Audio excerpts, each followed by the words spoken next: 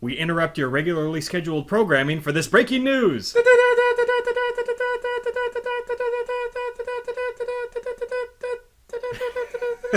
I was just going to wait and see how long you did it for. Figure I change it up a little bit. So, yes, hello, live from Star Killer Studios.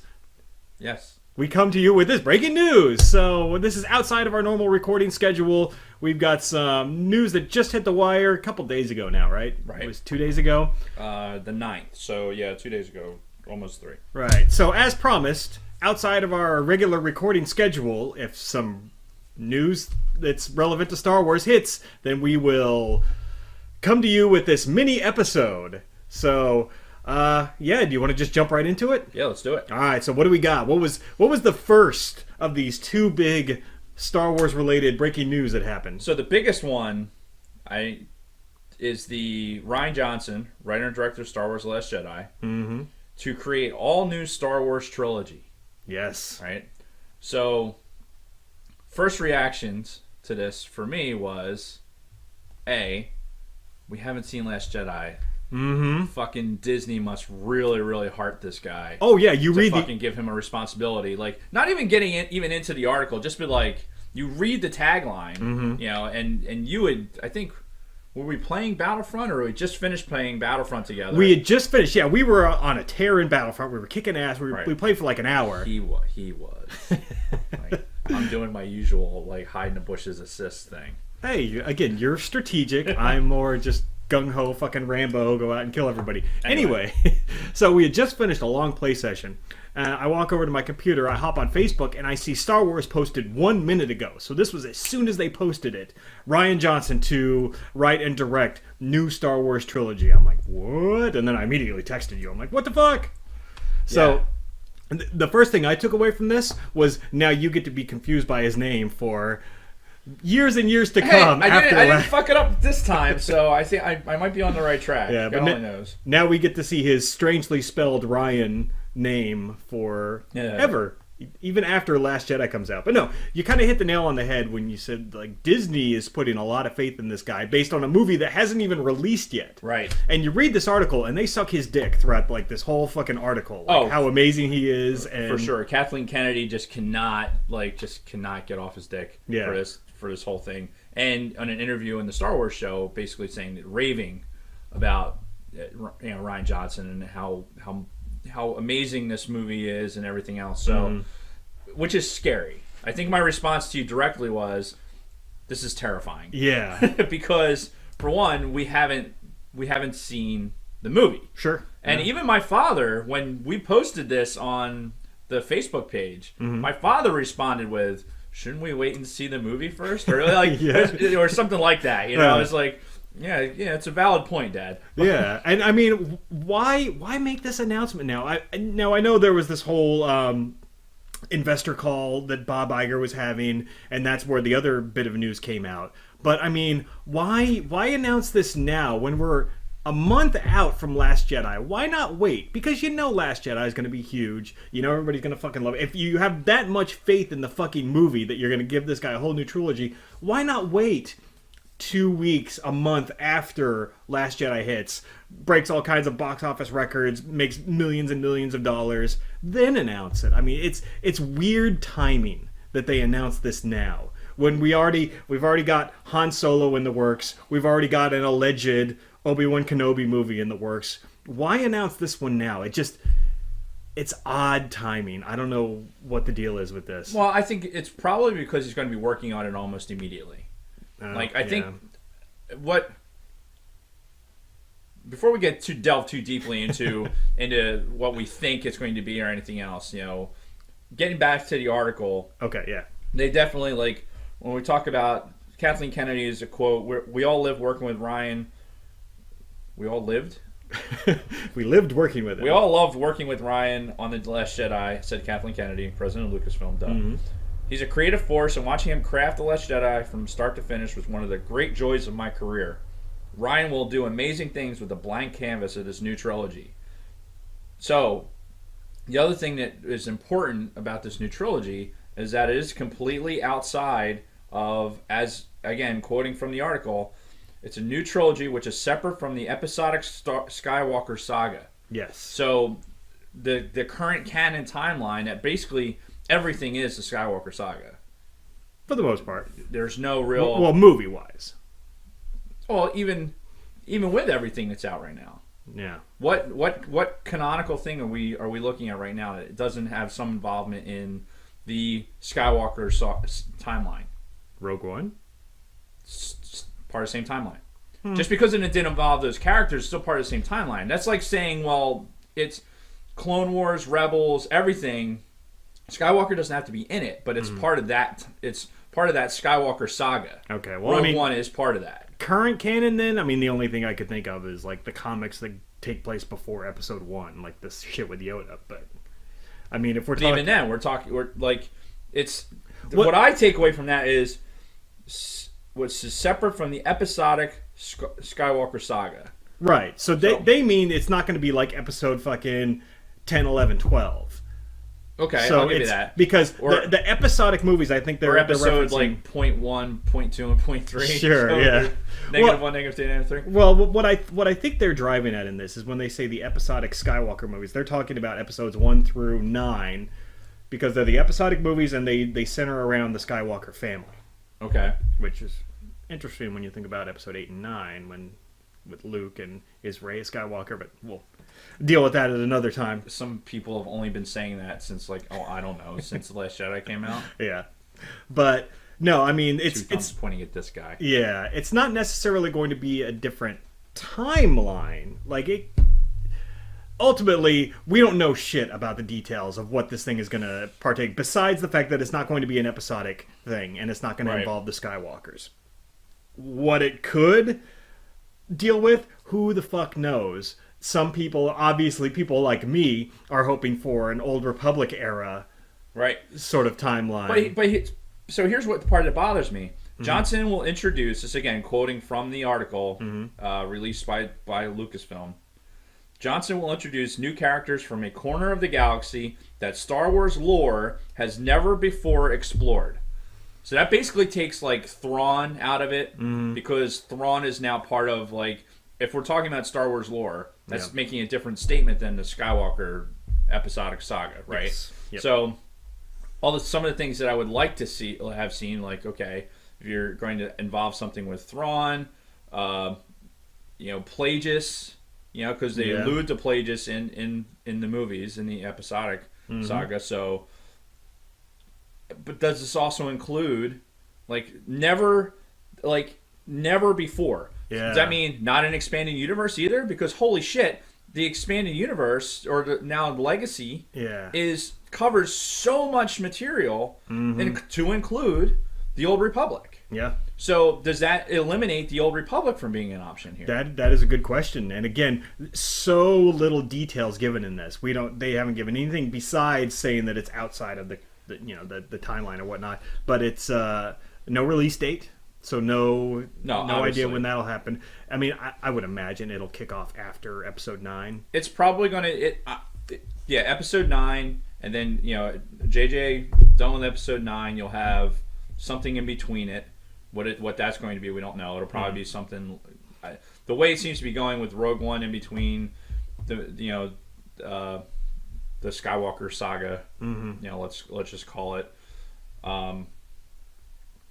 And... I don't know. We're making so many assumptions here, because I'm thinking well, all right, what if there is no Episode 10? If there's no Skywalker in Episode 10, because that's the saga, right? Mm-hmm. So then, then what does that mean? That Skywalkers are done after Episode 10? How are they going to close the fuck out? Well, I mean, basically they could still do episodes 10, 11, and 12, but they don't want to do them right away. They may want to separate this by a decade. Throw some other shit in there in the middle, and then Could you imagine I get from all these years, there's been so much movement, and from at the end of Return of the Jedi, basically Lucas going I have an idea for other films, but they're never going to come out. This is going to be it. Yeah. Then all of a sudden you got the fucking prequels come out. And after the prequels are done, it's you know what? There's nothing else. Yeah. Oh wait, there's more. Well, but the new stuff was years and years for this shit to come down. Yeah. I can't imagine waiting that long. But the other thought I just had. This is blank canvas. She uses the words blank canvas. Mm-hmm. They're saying it's not any type of Star Wars lore that we've already done. Right. So that brings me to some fears I have about this. First of all, let's talk about the fact that this is a trilogy, right, and not just a single standalone movie like what they've done with Rogue One, Solo, and potentially Obi-Wan. They're going to make a whole new trilogy. They have enough faith in this guy and enough faith in whatever story that he's going to tell to make 3 different movies. Well, he's also working too. It's not just him. It's right. Well, he's going to write and direct the first movie for sure. And he's co-writing the first of which he's also set to write and direct with longtime collaborator Rian Bergman on board to produce. Right. So they already have the producers set. Right. But what I'm saying is that we don't know anything about this setting, and they have enough faith that they're going to put all this money to make 3 movies out of whatever it is he's doing. My fear is, this is my big concern about this whole thing. They're really pushing the whole characters we've never seen before, corner of the galaxy we've never seen before. I'm afraid that they're going to try and make this trilogy movies without Jedi in them. That's kind of the hint that I'm getting, and I don't know if you can do that in Star Wars. Like, you can do single movies. Rogue One, they made it work, even though we did have Chirrut, who had a little bit of like potential force. The Force was prevalent, yes, in that movie, even though there wasn't any true Force users, air quote, aside from Vader. Right. Which you had Vader in the movie. It's True. It's a timing issue. Yeah. So I mean, there's no way that they could get away with having a trilogy of Star Wars movies without Jedi and Sith. You know what? I agree with you there. Yeah.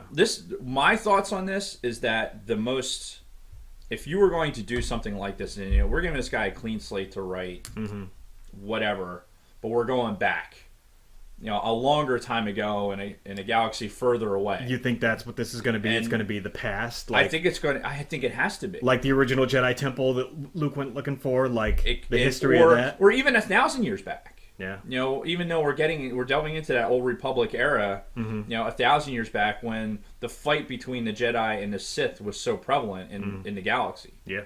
And it was a much larger war between so much more forces. Sure. Before it turned into the Jedi peacekeeper role. Yeah. You can easily develop a trilogy out of that. But like I said, this is all hearsay and speculation. Yeah. I agree with you. The fear for me is one that Last Jedi comes out and us diehards go, this was kind of terrible, and this is not what we were expecting, and and he's going to do 3 more movies, and holy shit, which the chances of that happening are probably pretty small. Expectations notwithstanding, it's going to be good. Yeah. And we can't help but wonder if Disney's going out so far as to say, okay, dude, we like what you're doing. We like your tone with this. We didn't like it enough. Like, you're not a finisher for us as far as finishing this trilogy. Right. So we're bringing in JJ, but we're going to give you a project, and we're gonna have you work on this. And we want you working on it soup to nuts, so that the entire trilogy has your stamp, your flavor.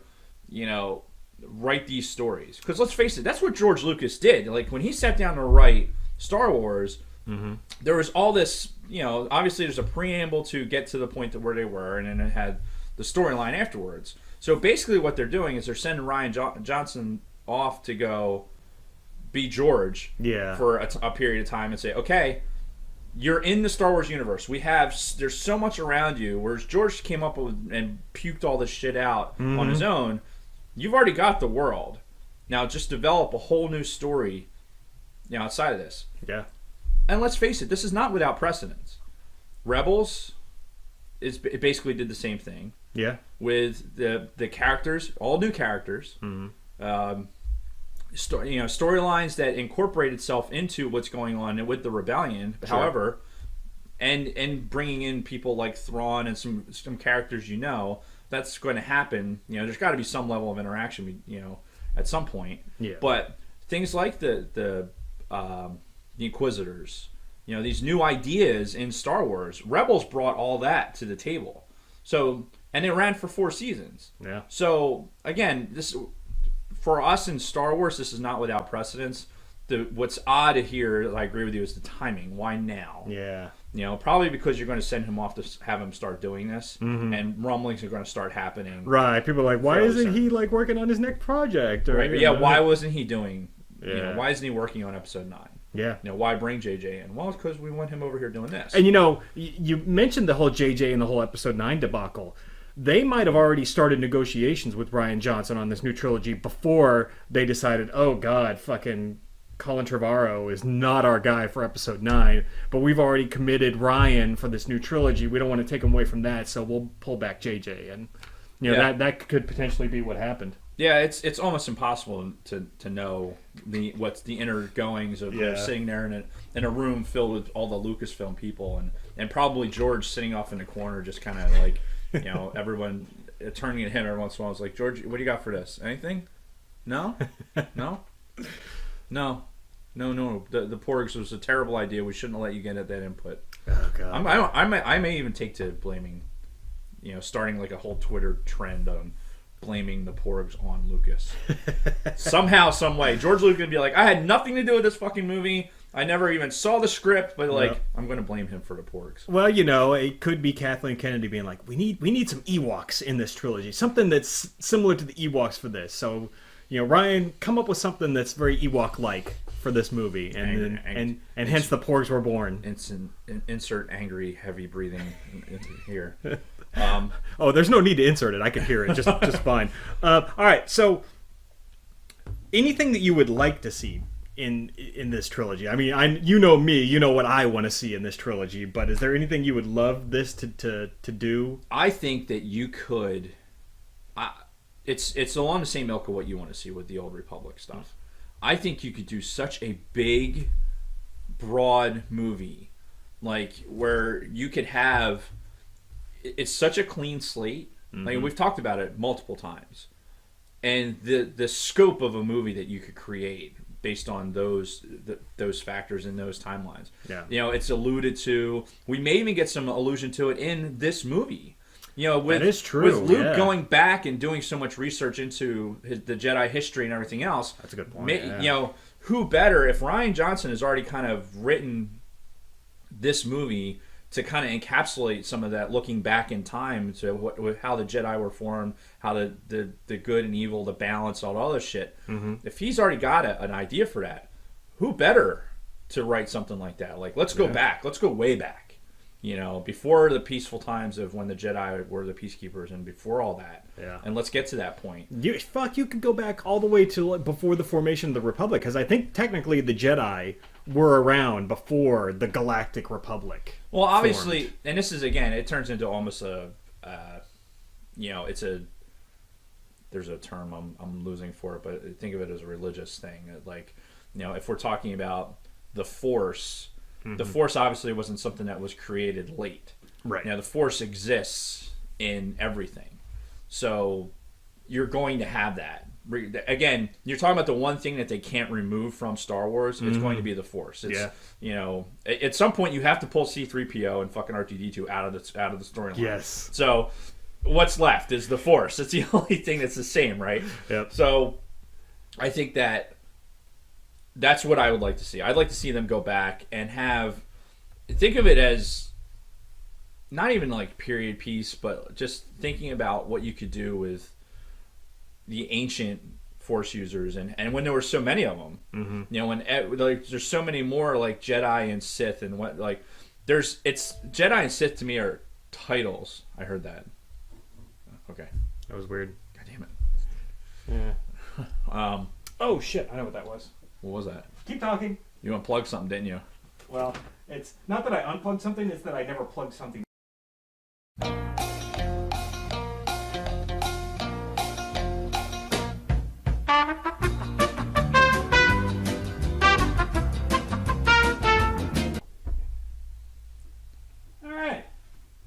Looks good. Okay, so 26 minutes.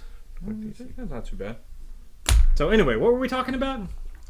We were talking about what I wanted to see as far as this new trilogy. Yeah. And I think I'm, your sentiment's going to be the same probably, but I think that's where I'd want to go. I want to see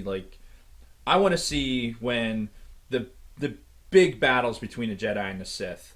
And I think one of the illusions I was starting to make too about the Force is that Jedi and Sith are probably titles. When as we're reading, like I'm still reading the certain point of view.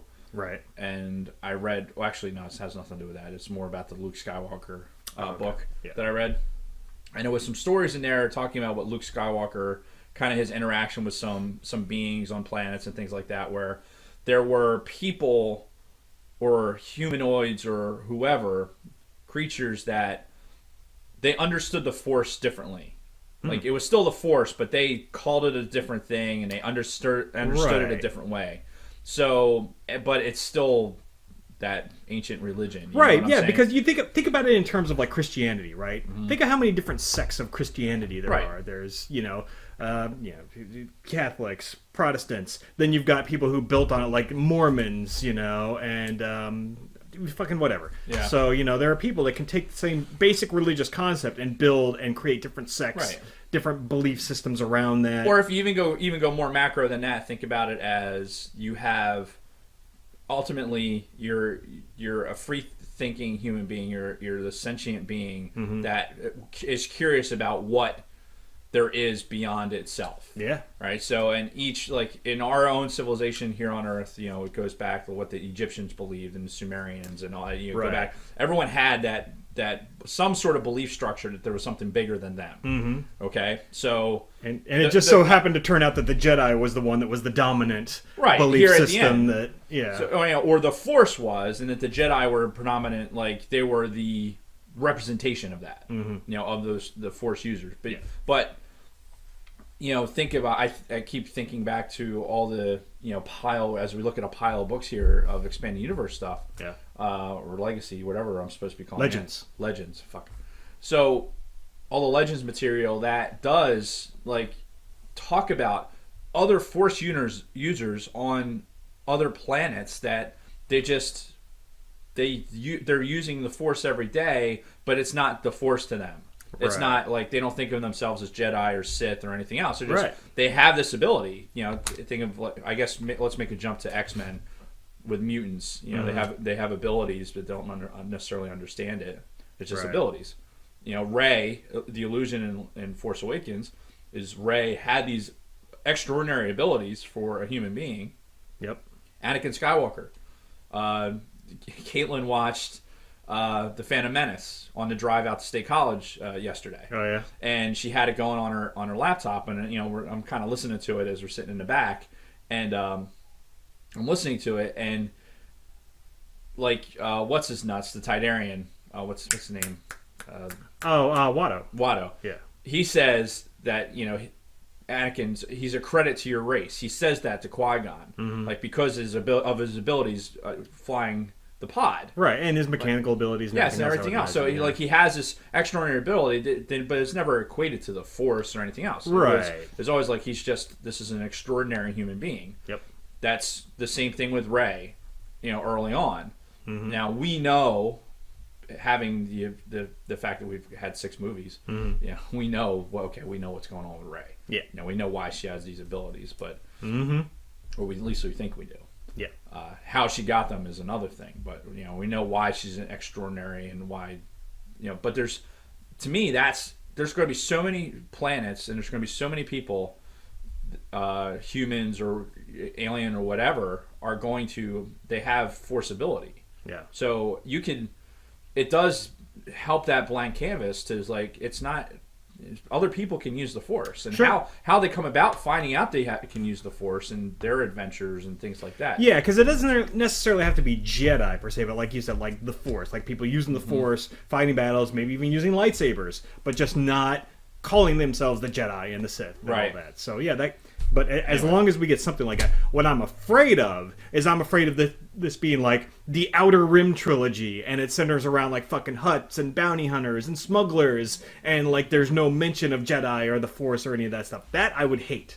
Like, you can have one standalone movie like that maybe, but not a whole fucking trilogy. A trilogy, I think it'd be hard to get hyped up enough for a trilogy worth of that. Yeah. The Hutts, a Star Wars movie. Mm-hmm. I really, I don't give a shit that much about those storylines, even though they've brought them into Aftermath. Think about the trilogy that is Aftermath. They brought the Hutts into it. It was, I don't want to say it was intriguing even, but I can't think of a lesser adjective. Yeah, it was just, they were just kind of there. It's like there. it wasn't like surprising. We're talking like Nema the Hutt, right? Yeah, they brought a known entity into Aftermath that it's like, okay, we don't. From a writing perspective, they probably didn't have to do a lot of work to develop that because you know what a Hutt is. Yeah, and it is probably for familiarity, so people can relate to it that know the lore. So, all right, anything else about this new Rian Johnson trilogy before we move on? Well, I would ask you the same question, like, or were we pretty much on the same page with what we want to see? Well, I want to see something strictly from the Old Republic era. I want to see the stuff from like the 4,000 years before, the story of like Darth Revan, Darth Malak, fucking Satele Shan, and all the people from that era, Bastila, her mom. So I'd like to see shit from that. Them reintroducing these characters into lore. I don't know if they'll do it. It's tough because that's where that statement where it says, outside of the Star Wars lore. Yeah. Like, what are they talking about? Right. Do they mean current lore or anything that's been explored in any Legends material? Has this never been written about ever before to include the Legends material? Yeah. I think Darth Revan is a powerful enough of a character where he should have his own stories. Legacy. What am I supposed to be saying? Legends is the old canon. Can't I just keep saying expanding universe? Can't I just... You could, and I'm sure most people would understand what you were talking about. But we're trying to be professional here. We're trying to use the proper terminology. In a random freaking Sunday morning. Yeah. All right. So the other big news that broke was that as part of this conference call that Bob Iger had with investors, he mentioned that they are going to do a live-action Star Wars series that's going to launch in 2019 with the Disney streaming service. Not a huge surprise, no. Obviously. We knew they've been talking about doing a live-action series for almost 2 years. Yeah. So now it's official. Right. And it's going to have to launch by 2019 on the streaming service. And we knew they were probably going to do that. So, again, no other details released. At this point, it's all speculation. So, what do you think they could and would actually do with this live-action series? Where would it take place in your mind? I'm curious about... So we have characters that are going to be introduced in a month from now in The Last Jedi that are kind of... They run parallel to what's going on with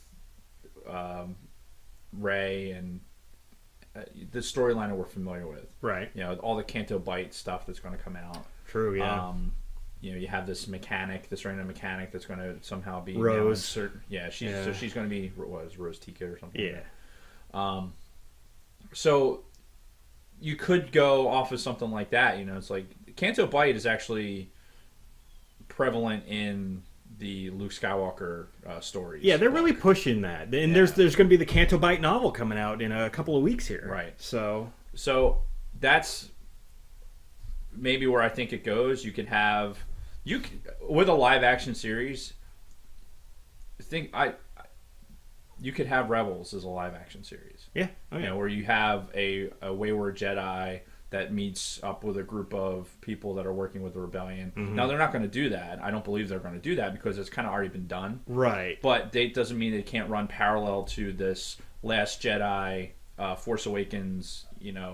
Episodically run parallel to what we're doing right now. Yeah. And so instead of having Rebels, we have a live action version of something that's basically doing the same thing. Yeah. For however many seasons they can get away with it. Oh my God. Excuse me. I just had a thought. What's that? How great would it be if they did like an Inferno Squad show? Like get Janina Gavankar in there and have it like give her steady work for a few seasons. Yeah. Doing shit. I'd love that too, but I don't think they'll use that timeline. Yeah. I don't think it'll be developmental. I feel like they're announcing it now, and in the 2019 timeline is going to be basically building on stuff that we already know. Yeah. Just like Clone Wars, Rebels, things like that. Mm-hmm. I don't feel like they move forward in the timeline. I think they're going to stay within the confines of some familiarity. Yeah. Because for two reasons. One, I think to get people to buy into something that's like Rian Johnson's doing this new trilogy, and they're being very specific. This has nothing to do with anything you already know. Yes. With this live action show, it's going to have to be stuff that you already know. And here's my problem. This is what I worry about with the live action thing. Mm-hmm. I feel like the animated stuff was. It had a.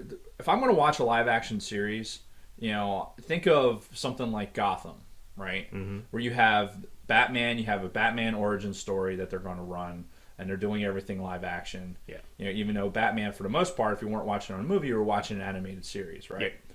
So to me, it's running along the same lines. Like, okay, you're going to have Star Wars, but instead of it being an animated series where we're going to tell all these stories and you get some literary licensing with some of the things that you can pull off, and there's a cost perspective too. If you think about that's the thing that I was going to bring up. Way is the cheaper. Cost. It's way cheaper to animate this series than it is going to have a live action show. Yes, unless they do it something like Gotham, where it's not a weekly output. I don't think Gotham is. I haven't watched. I stopped watching it. Yeah, I don't think it was a weekly release thing, or if it was, or. Let's think of something else. I think it was, but I think it didn't run for many episodes. It wasn't like a normal sitcom or something that was like 20 episodes a season. It wasn't that. I think you're right. There's not that many episodes because I feel like it was. I was constantly catching up on a DVR, so I was always a little bit behind. But or you have like the other side of that where you have it's called Sherlock. It's with Benedict Cumberbatch. Yeah. Great fucking stuff. Because basically every episode they put out, they only put out like 4 episodes to like cover a season, air quote. But every one of them was like movie length. It was like 90 minutes. Yeah. And they were well directed. The casting was fantastic, and it was very intriguing. Yeah. So. And I mean that's the benefit of streaming services too. Is you have that freedom. You're not pigeonholed into fucking 30 to an hour minute slots. Yeah, and I have to have it on prime time. Yeah. You're not like, the advertiser revenue is going to be here, so I have to, have the show come on at this particular time. That is a valid point. Yeah, you can make it whatever length you want, however many episodes you want, because it's all yours. So, yeah, you mentioned the cost thing, and I think that's going to really determine what this series is about and where it takes place, because obviously you can't just put a movie's budget into a... Do I have something on my nose? Yeah. Oh, water? It's just water. Okay. Anyway, you costs for live action stuff are just...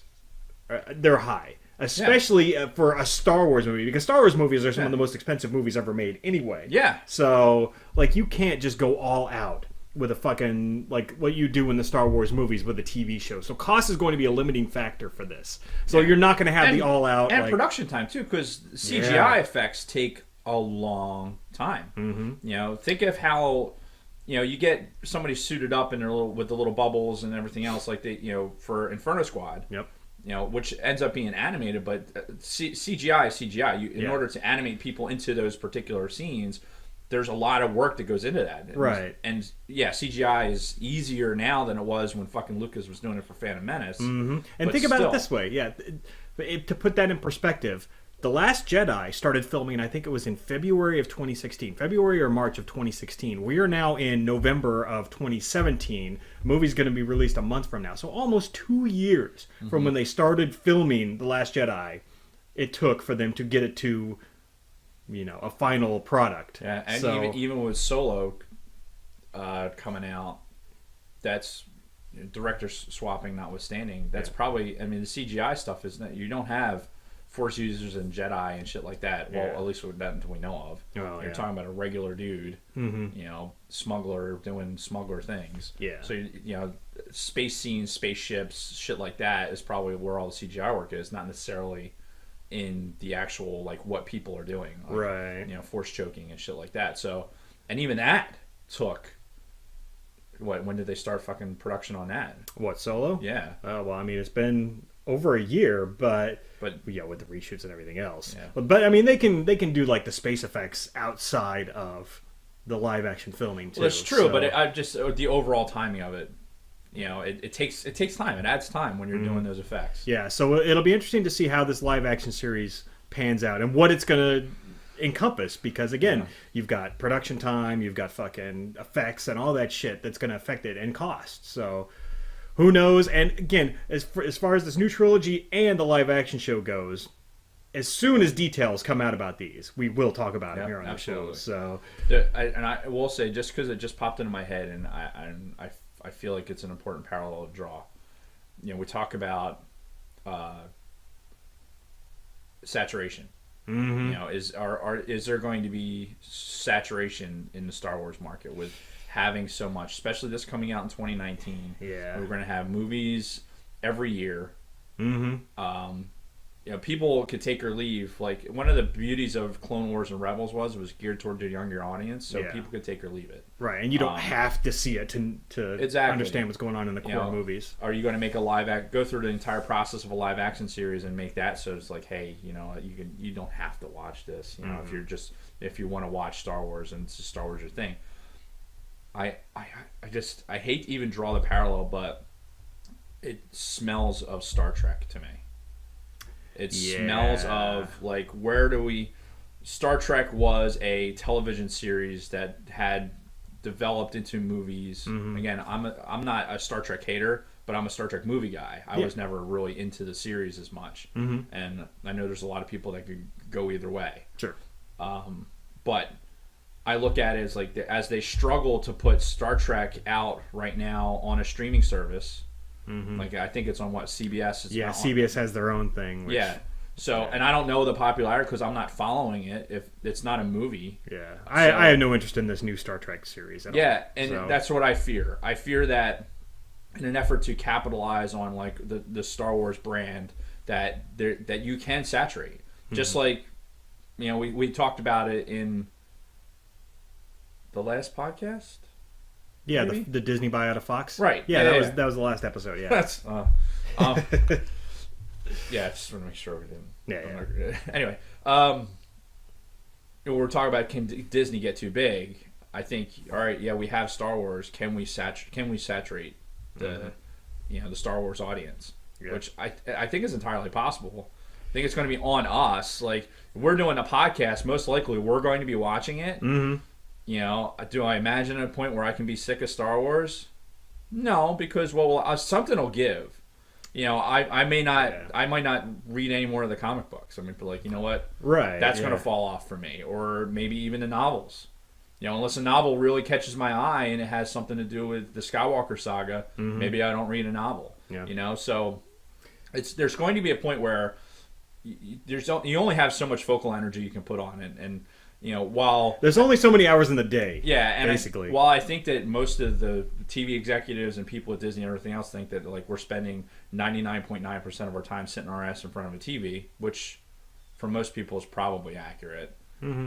As you know, we don't necessarily need that right now. We don't need another Star Wars thing. But, right, yeah. As worse, it's like somebody like me, I'm still struggling to get caught up on Clone Wars. Haven't even thought about Rebels yet. Mm-hmm. I'm still trying to push through Clone Wars, so it's a process. And then there's fucking games out there I haven't played yet, and then all these movies coming out. And I know what's going to happen when Battlefront 2 comes out. That's going to occupy most of my free time for the foreseeable future. Yep. And then I'll be reading novels because I'm someplace where I can't play Battlefront 2. Yeah, speaking of which, we're like 2 days away from the early release of that. It's going to be amazing. I got like, I think we were having a conversation about it, but I'm part of the EA like group, and it lets you get access to games and shit early. Yeah. You know what it does? I'm like, do I get extra early because I'm an EA like member? Well, there's not much time left, so I know, and I checked it the other day, and like, no, it's not. I've read an article on it this morning, actually, when I was getting ready to leave, and because there's a bunch of stuff on YouTube right now. Yeah, like people playing through the first mission and shit like that. Origins, like somebody, I was reading through the comments of like, how are people playing this right now? Yeah. And it said like Origin users or something like that. So I'm not sure exactly what that meant. I'd have to do more research on that, but people are playing it. Yeah. I'm avoiding that. I'm not watching any of those fucking videos. I want this experience to be mine. Yeah, I mean, and we're 2 days away, so we're almost there. And what they're playing is they're playing the multiplayer too. They're not playing the story. Yeah. The storyline. So I don't think anybody's been playing that except for fucking Janina Gavankar. Yes, her. Yeah, she's been doing all kinds of crazy press for this lately too. Yeah. Like she's been, you know, they're pressing this like it's a movie. Yeah, honestly. And yeah, I'm willing to bet it's going to pay off, and for a big reason, like Call of Duty probably played it right by releasing their game, you know, a few weeks before Battlefront came out, and not trying to compete directly for it, like right at the same time, because I know, you know, even people we work with that are like playing Call of Duty. My sister's playing it, you know, through PlayStation or whatever. Yeah, you know, that's kind of her jam, is the Call of Duty thing, and it was my jam too. Sure. For, you know, up until this point, you know, now I'm at a point in Battlefront where I'm like, I'm only playing this. Yeah. This is my gaming experience until the new Battlefront comes out, and then that will be my gaming experience. And I think ultimately what EA is trying to do is they're trying to make Battlefront their Call of Duty. That's the feeling I'm getting with this. And Battlefront 2 is the first step in, you know, single player and multiplayer. A big focus on the single player, and if this is successful, I think we're going to eventually they're going to start getting to annual installments like what they're doing with Call of Duty. They'll give it out to like 2 or 3 different studios and be like, all right, you guys are going to make the one that's coming out in 2019. You guys are making the one that's coming out in 2020, and going like that. But anyway, we got kind of off the rails. Did you have anything else you wanted to say about that? No. Okay. I think we definitely beat that horse pretty good. Yeah. So, and again, this is just a mini episode of the podcast. So even though it's probably going to be a half hour. Yeah. Oh, it's over a half hour already. So we had a few minutes of not much nonsense. Yeah. Fair enough. You're welcome. Yeah. I had dinner with Bob Healy last night. Yeah. Yeah. We went and saw Thor Ragnarok. Really? Good movie. Is it? Real good movie. And I've never been big on the individual Thor movies. I like the Avengers movies. Saw the first Thor, was like, it was okay. Natalie Portman's in it, so, you know, that's always good. Same with Thor 2. Really didn't like Thor 2, but Thor Ragnarok was actually really good. Really good. They took the movie in a very different direction from the other ones, and it was. I get that from the trailers. Like, yeah. I think they pushed that deliberately for the trailers, because I never saw Thor 2. Yeah. So but yeah, I think this was a shot in the arm that the Thor character really needed, and it was good. Good for you. Good for you. You and Bob get to have a date night. Yeah, you know, we don't do that too often, but obviously because he's never fucking around. Yeah. Well, he said he's got a lot of time off coming up, and I brought really? up. So he's going to have time for us all of a sudden? Yes, and I brought up the holiday special. So we've been talking about doing the holiday special for a year now with the three of us. That's right. So it's coming, and we're coming up on Thanksgiving, which is when the holiday special came out in 1978 or 79. I forget. We'll have all those details when we do that episode. There's a lot of mental blocking for the holiday special. Oh, but we're doing it, and we're going to watch it, and we're going to express our feelings here on the show. Yeah, MST 3000 style. Yes. So, all right. Hope you guys enjoyed this. That's really all we have for this mini episode. That's mini in air quotes. So, again, next episode, it'll be out normal time next week. We're talking about Inferno Squad, the book, and amongst other things. So stay tuned. Subscribe to us on Instagram, All Things Star Wars Pod. Subscribe to us on YouTube at youtube.com/search for All Things Star Wars Podcast. Now, real quick. Yes. So nothing's real quick ever, but real quick. Mm-hmm. So my wife is one of those people. She's internet enabled. Like, she can get through and get around and find stuff. Mm-hmm. She's on YouTube. She's looking for us. She put in All Things Star Wars Podcast, and like a Russo thing came up first because she wanted to subscribe. You know, that's what we're looking for. We're looking for YouTube subscriptions. Yes. So that we can get our custom URL and really be able to get the word out via YouTube as much as we are with Instagram and everything else. Mm-hmm. So subscribe on YouTube. Yes, please. But when you put in All Things Star Wars Podcast, and there's going to be some things that come up, scroll down, because the podcast itself, like our channel, is not going to be the first thing that pops up. Right. There's going to be like some stuff that was on Russo. There might be an episode that pops up, but you got to scroll down. You'll see a little disc, and it says it's in black and gold. It says All Things Star Wars. Yes. And when you see that, that's our channel. You can click on that and subscribe to that directly. Yes. We're probably preaching to the choir here, but like I said, my wife's internet enabled, and there's other people that like have to do a lot of fucking, you know, finger banging to get to a point where they can subscribe to the goddamn podcast. Yeah. So do a search in YouTube, All Things Star Wars Podcast, and you can scroll down, see that little disc that's got our logo on it, Yeah. and then click on that and subscribe. Yeah, and the more people that subscribe and like all of our videos, then that means it's going to populate in searches more and more and more towards the top. The more subscriptions and likes we get. So please. And Jason's been working his ass off getting the videos up. I know I've been watching some of our I've been seeing like, hey, All Things Star Wars podcast posted this and posted that. So he's been getting stuff up. So you can catch up on the episodes on YouTube. So and there are bonuses in the video versions, too. Yes, there definitely is. You get to witness our bathroom breaks that we cut out of the audio. Yeah. You see it as one of us goes off on a bathroom break. The other one in here is just like, okay, talking about whatever. Some of them are more exciting than others. Yeah. But, and you also see some of the pre-toasting and all the other stuff. So there's definitely a little bit of bonus content with the YouTube video. Yeah. And so, it's fun. Anyway. Yeah. All right. So that's it. So, again, hit us up on all the social media, YouTube, everything else. And thank you for listening, and we'll see you soon.